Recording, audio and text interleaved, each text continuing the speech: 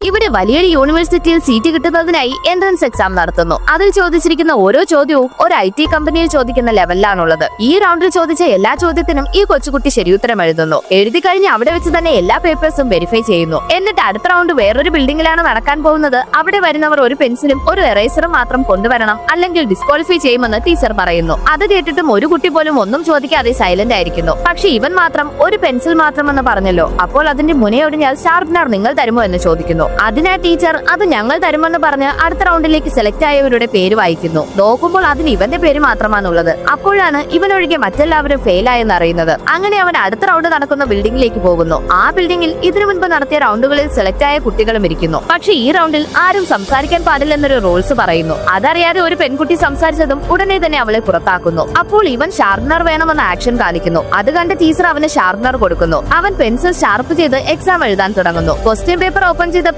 അതിൽ ചോദിച്ചിരിക്കുന്നതിന് ആർക്കും ഉത്തരം അറിയില്ല. പേടിച്ചു പോയൊരു കുട്ടി എക്സാം എഴുതാതെ അവിടെ നിന്ന് ഓടിപ്പോകുന്നു. ഇവൻ ക്വസ്റ്റ്യൻ പേപ്പർ ഫുള്ളായി വായിച്ചു നോക്കുന്നു. അപ്പോഴാണ് മനസ്സിലാവുന്നത് ഫസ്റ്റ് പേജിലെ ചോദ്യത്തിനുത്തരം ലാസ്റ്റ് പേജിലും ലാസ്റ്റ് പേജിലെ ചോദ്യത്തിനുത്തരം ഫസ്റ്റ് പേജിലും കിടക്കുന്നു. അത് കണ്ടുപിടിച്ചതും അവൻ പെട്ടെന്ന് തന്നെ എക്സാം എഴുതുന്നു. അവസാനം നോക്കുമ്പോൾ ഫൈനൽ റൗണ്ടിൽ അവൻ മാത്രം സെലക്ട് ആയിരിക്കുന്നു.